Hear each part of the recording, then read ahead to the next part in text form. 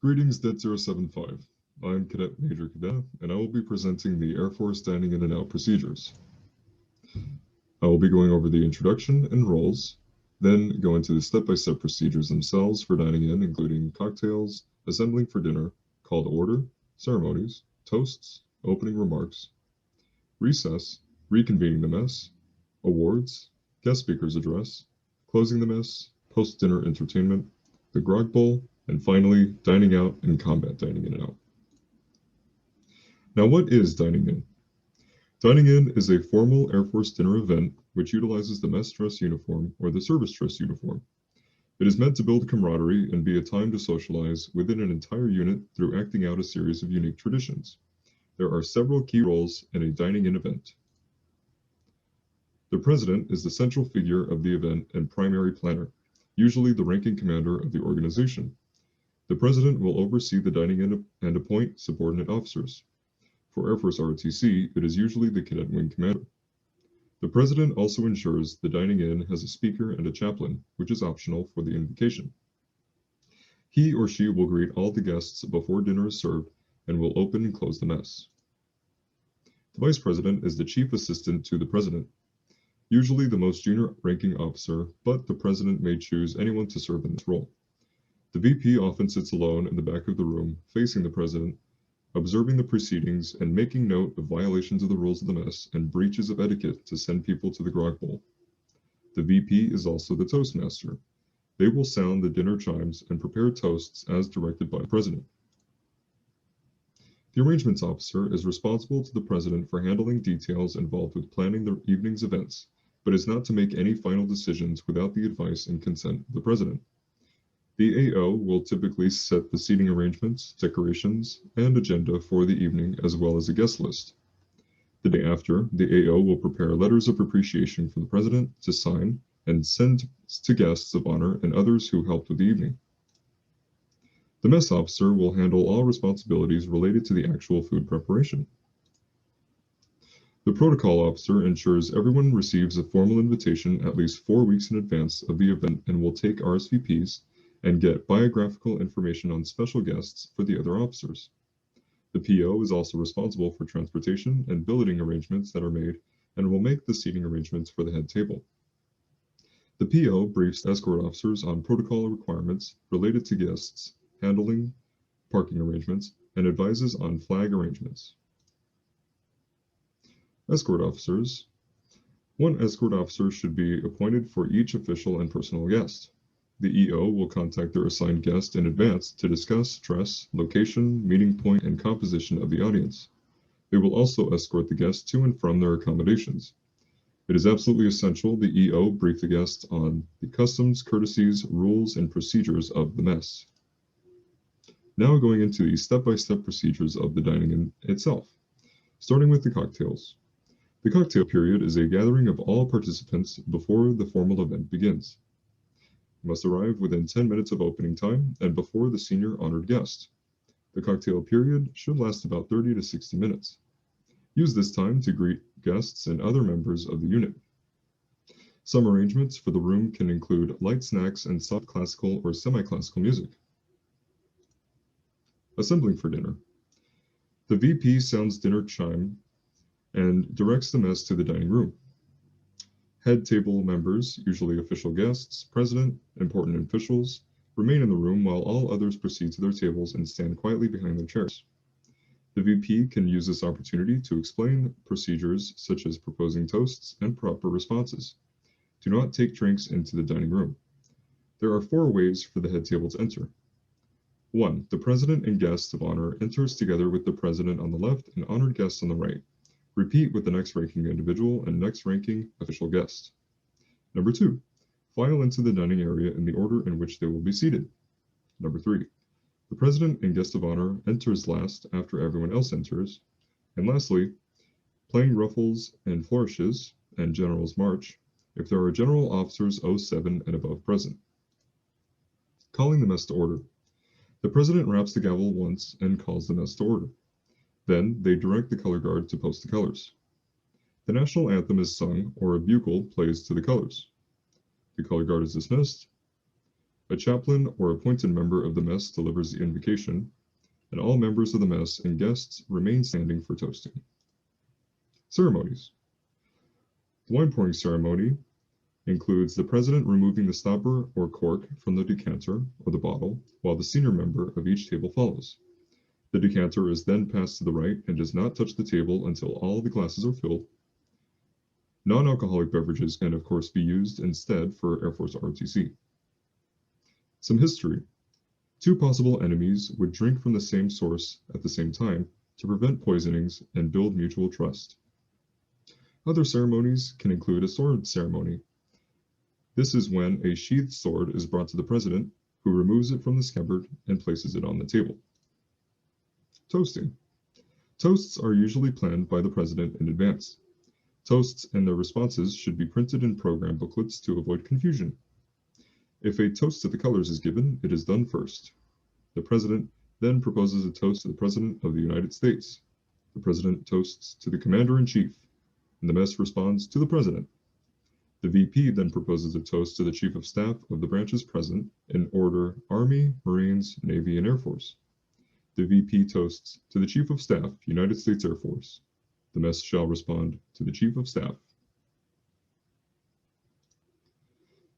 Opening remarks and more toasts. The president will officially welcome guests by introducing the head table. Escort officers will then present the remaining guests. The guests will be honored by a toast by having everyone else stand and the response being, "Hear, hear." All subsequent toasts have the same response. To propose a toast, ask, "Mr. or Madame Vice, I would like to propose a toast." The VP will then inform the president who will decide on approval of the toast. Toasts may be funny, witty, or even in the form of poems, verses, or limericks. It is then up to the planners to decide if certain toasts are allowed. Recess. To call a recess at the scheduled time, the president will rap the gavel 3 times to gain attention. After the silence is met, they will rap twice and announce a short recess. The mess will wait for the head table to depart, then head to the cocktail lounge again. Reconvening the mess. The VP sounds the dinner chime to direct people back into the dining room. Do not bring drinks into the dining room. The president seats the mess with 1 gavel rap, and usually dessert is served at this time. Awards and guest address. An award ceremony is conducted if planned. Do not plan any ceremonies after the guest speaker's address. The guest speaker's address. The president introduces the guest speaker, who gives an address which is about 15 to 20 minutes. The president will then give the guest speaker a memento. Lastly, the president asks the VP for another toast to the speaker. "To our guest of honor." The response shall be, "Hear, hear," from the mess. Closing the mess and post-dinner entertainment.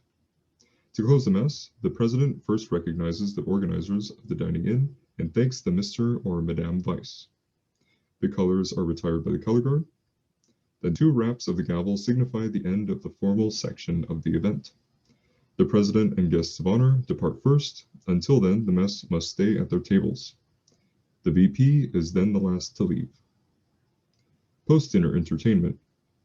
As long as it's approved by the president, anything from orchestra to band to DJs can be post-dinner entertainment.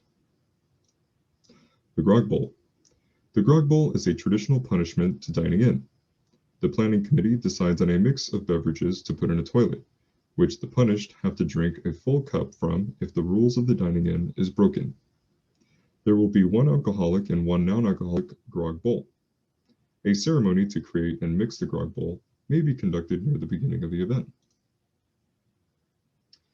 The president must appoint a temporary individual to assume their duties when the president is called to the grog bowl. Members of the mess can bring attention to infractions by raising a point of order. By saying, "Mr. or Madame Vice, I have a point of order," to which the VP would reply, "Sir, Madame, state your point of order." Other members can debate on the validity of the point and vote by tapping their spoons on the table.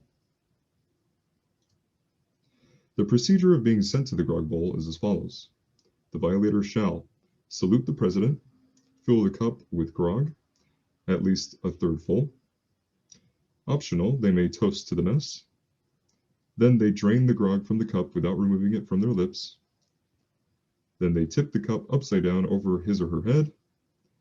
And finally, replace the cup, again salutes the president, and returns to his or her seat.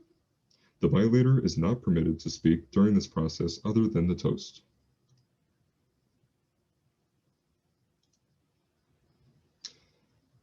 Some variations.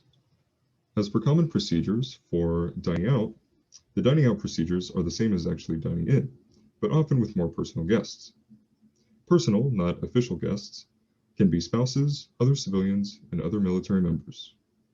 As for combat dining in and out, the format and sequence of events are built around the tradition dining in, but it evolves, have very informal atmosphere and lower dress requirements. The UOD can be flight suits, ABUs, OCPs, or even less formal. The grog bowls may often be only accessible after completing long obstacle courses such as barbed wire, mud crawls, and more unique obstacles at the discretion of the planning team. Events may include water fights and other competitions can be scheduled.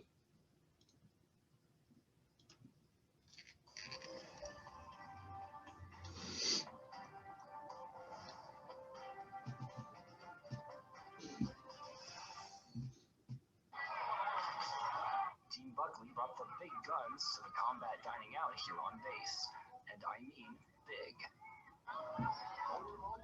Chief Master Sergeant Craig Hall, 460th Space Wing Command Chief, says that combat dining out is something that brings the base community together. They brought all of us together as Team Buckley, Dome Services. The combat dining out had heavy fortifications, modified uniforms, and the promise of a good time. Captain Eric McCutcheon, 460th Space Wing Judge Advocate Chief of General Law, says it was a great opportunity to have some fun outside of the office. It was like fun. We all got to come out here and hang out at the seniors, soak each other with water balloons, with squirt guns. It was a lot of fun. Those who violated the rules of the combat dining out were sent to the grog, a toilet bowl full of very interesting ingredients, one with alcohol and one without. The grog was absolutely 100% filthy. The trip to the grog may have been stomach-churning, but the chance for all of Team Buckley to come together was worth it.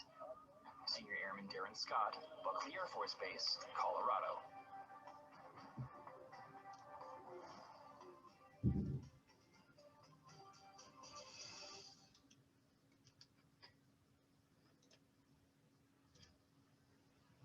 In summary, I went over what dining in is, the key roles to dining in, the step-by-step procedures for dining in, the grog bowl tradition, dining out, and finally, combat dining in and out.